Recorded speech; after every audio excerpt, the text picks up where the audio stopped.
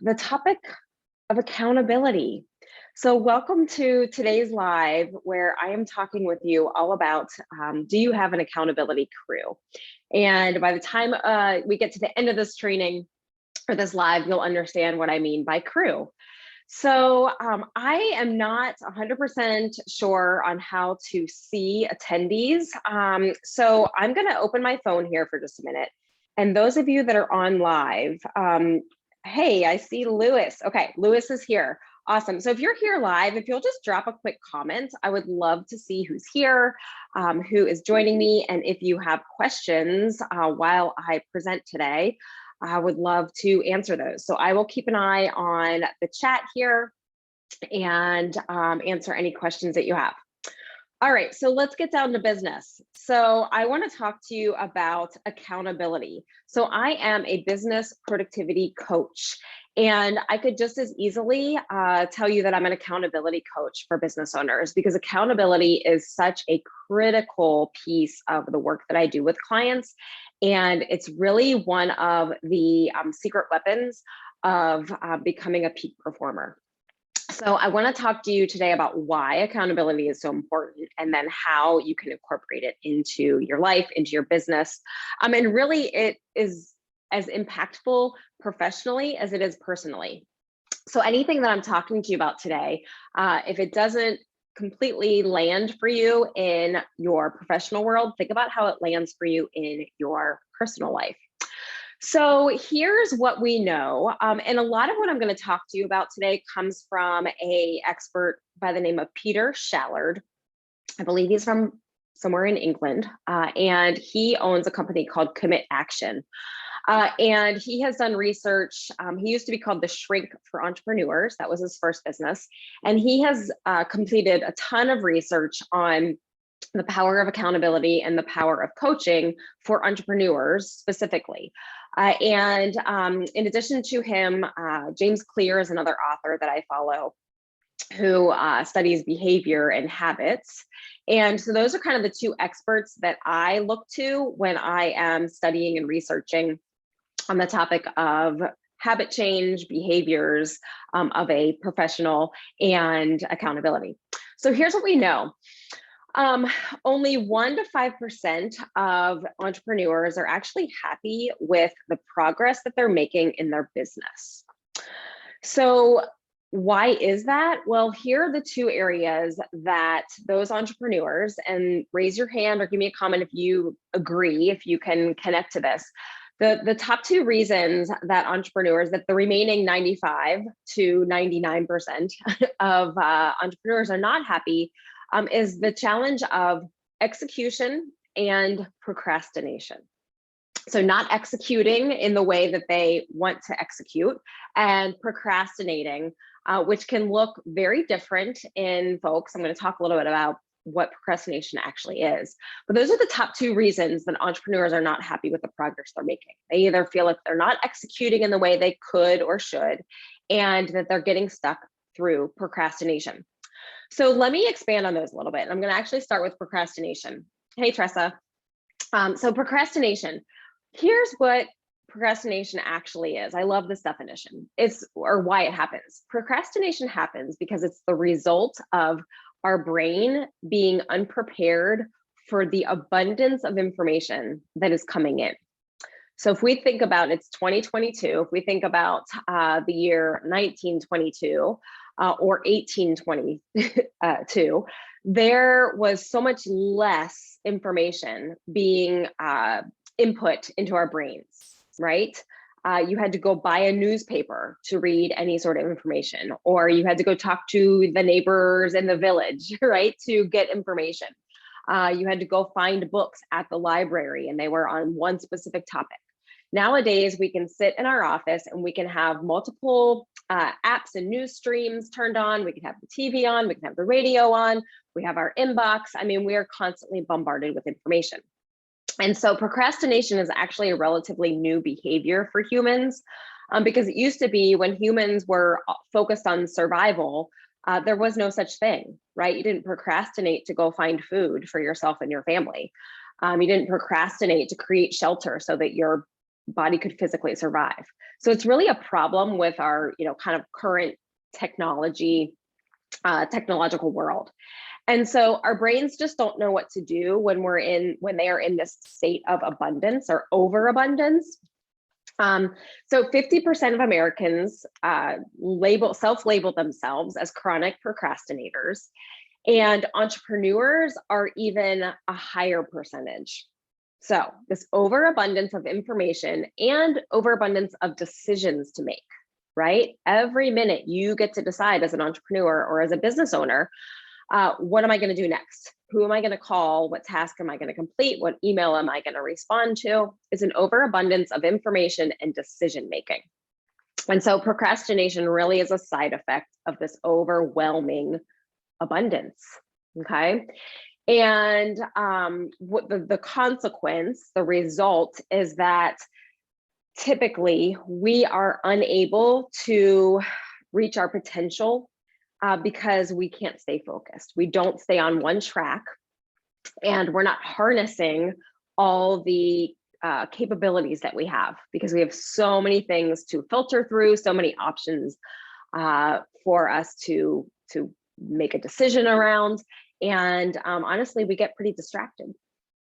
So that's what happens. That's kind of maybe a newer definition for procrastination for you. Execution. Okay, so the other reason that entrepreneurs are not happy with their progress is they're not happy with how they're executing on their plans. So execution is really, it's, deciding, what am I going to do now? What am I going to do next? What am I going to do later or last? And it's really a deficit or difficulty with prioritization. So how many of you today, those of you watching, or those of you watching the replay, drop the comment here. How many of you have already made some decisions throughout your day where maybe you chose the easy thing to do first instead of the most important task today? How many of you have maybe made a decision, not to get up and go to the gym this morning, even though that was the plan? So it's a difficulty with prioritizing. It's also an inconsistency in action taking.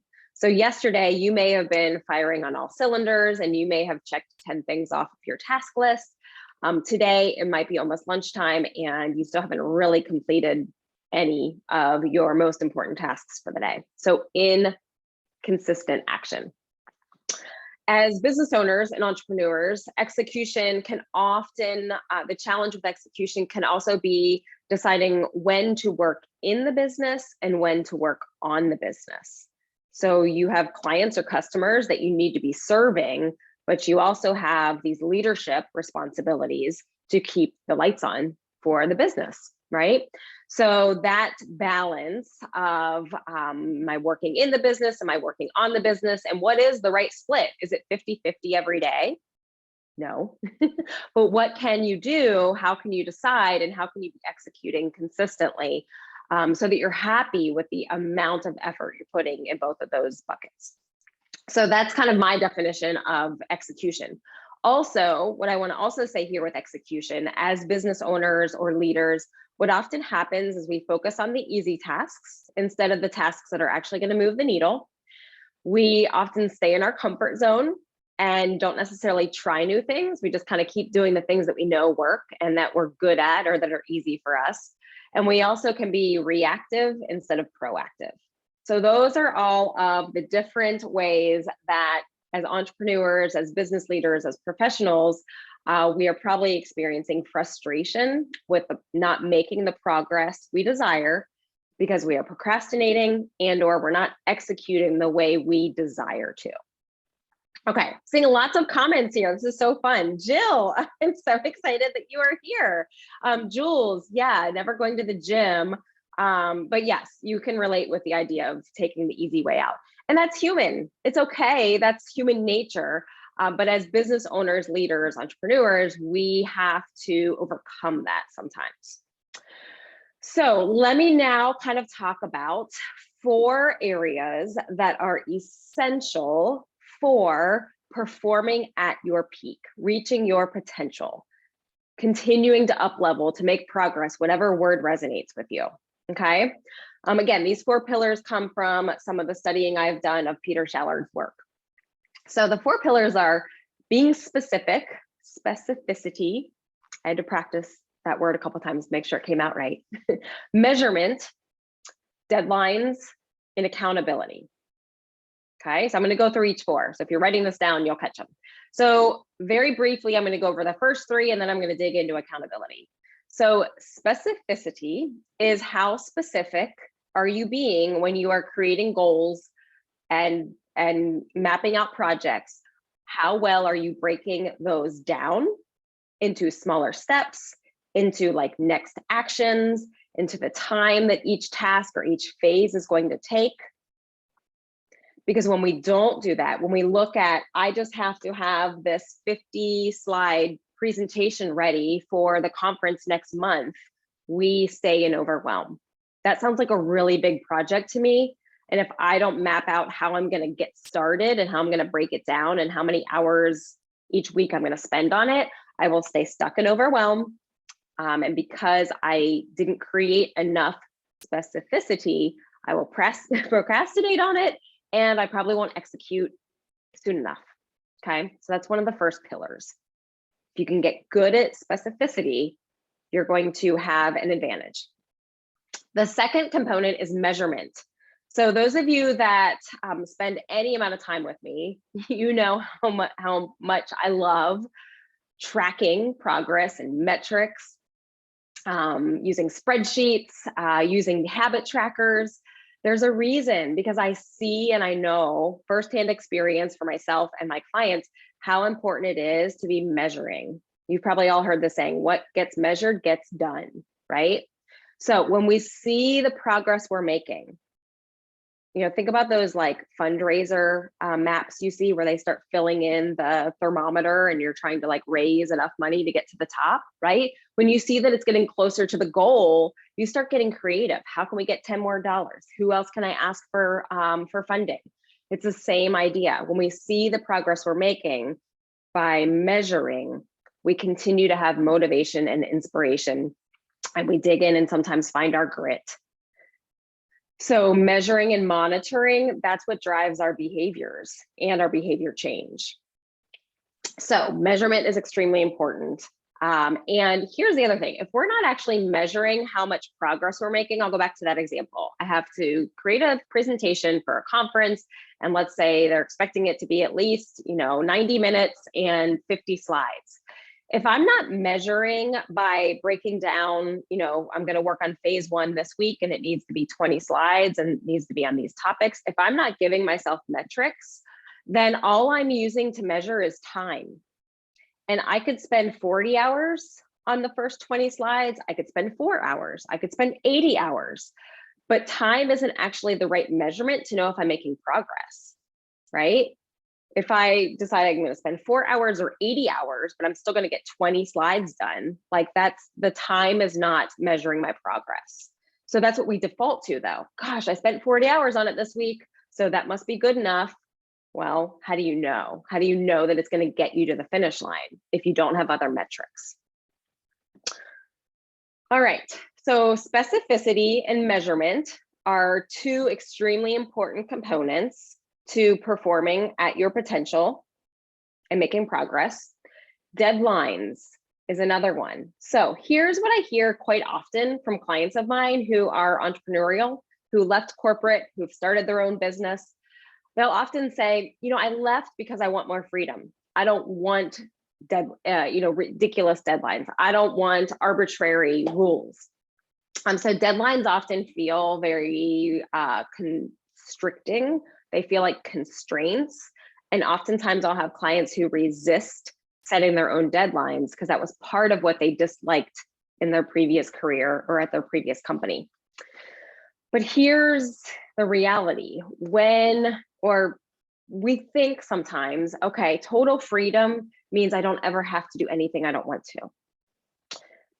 But that's not going to build your business. That's not going to help you reach your potential or reach your goals, right? So we have to have a mindset shift on the value of deadlines, even if we're imposing them on ourselves, even if nobody else knows that tomorrow is my deadline to have the first 20 slides of my presentation done. We have to find a way to make deadlines important to ourselves and to stick to them. So here's another interesting fact that has come through research. Elite entrepreneurs, like the top 1%, use deadlines. It's a rule of theirs. They never set a goal without a deadline. That's what's moving the needle for the highest performing and most successful entrepreneurs. So if you want to be a part of that crowd, you might need to reconsider how you're using deadlines and how you are incorporating those every time you have a goal, every time you start a project, even tasks, daily tasks, giving yourself a deadline, whether it's I need to finish this in 60 minutes, or I'll start it today and I need to finish it by Friday. Okay, so now I want to dig into accountability, the meat of today's topic, and the word that I love in my profession and in the work I do. Here are some hard truths. And this, you can ask scientists, you can ask psychologists, you can ask psychiatrists, you can ask anybody that studies the human brain and human behavior, coaches, productivity experts, all of us, we all see this. Humans perform better under social observation. If I know that someone is watching me, I am going to stay focused a little bit longer. I am going to work a little bit faster. I am going to be careful about my posture and the way I'm presenting, right? If I know that there's an audience out here watching me right now, I am performing at a higher level than if I was just standing in my office, talking to the wall, practicing a presentation. We are social beings, and we are wired to perform at our best when there is social expectation, positive peer pressure. We've all talked about that in our lives, probably to our kids and to friends. There is such a thing as positive social or peer pressure. That's really what I'm talking about. Okay, it doesn't go away after middle school and high school. So social pressure pushes us to perform at our best. So we want to use that to our advantage. We don't want to dislike it. We want to invite it if we want to reach our potential, if we want to perform at our peak. Now, the trouble with that is how many of us are working in greater isolation than pre-COVID, right? Entrepreneurs have consistently and for many, many years been more likely to operate in isolation. But even those of you that are leading a team or leading a business have spent some time working in isolation over the past 24 months. And you may be liking parts of it. And so you may actually be looking to create consistency to be able to still work from home in your office by yourself. And that's fine for a certain part of your day or part of your week or some of the work that you do. So as it gets easier for us to continue to work in isolation, we have to be even more careful, because here's what happens. We can get to the end of the day. We can have spent 8 solid hours in our office working. No one knows if we had an amazing success, and no one knows if we sat here and we scrolled Facebook for 6 of those 8 hours. There's nobody observing. There's nobody we're checking in with. There's no one that we are relaying information to, right? We can create this isolation bubble pretty quickly. Some days we have the motivation we need. Some days we can crank things out and it helps to not have distractions and interruptions. But some days it's really hard to even get yourself to get an activity started, right? To make a list and to get activities and tasks off your to-do list. So isolation, when there is no one around knowing about your successes or your failures, it can be extremely difficult to push through that desire to procrastinate, or it can be very difficult to execute in an efficient and effective way. Which is why accountability is so critical. Having an accountability partner, or plural, partners, is so important for us, short-term and long-term.